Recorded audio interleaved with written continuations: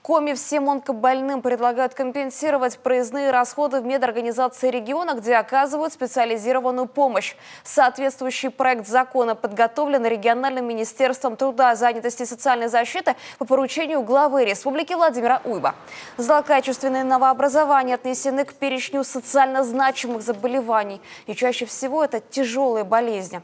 Поэтому у каждого жителя республики, независимо от того, где он живет, в труднодоступной местности или нет, должна быть возможность обратиться в специализированную медицинскую организацию для своевременной диагностики и лечения онкозаболевания.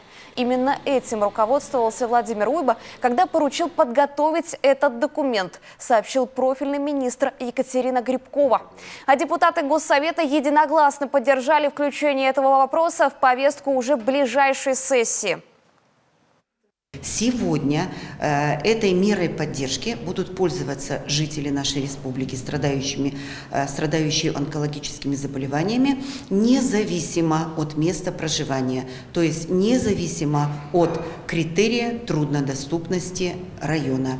Это, конечно, очень работа серьезная проводилась для того, чтобы этот проект закона сегодня был уже на стадии рассмотрения. Напомним, на сегодня компенсацию проездных расходов медицинские организации, в которых оказывают специализированную онкологическую помощь, могут получить только жители труднодоступных населенных пунктов.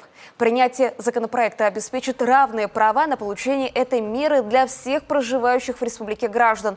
Расходы на проезд, как и в настоящее время, будут возмещаться в обе стороны. Не изменится и количество таких поездок дважды в год к месту лечения или обследования и обратно.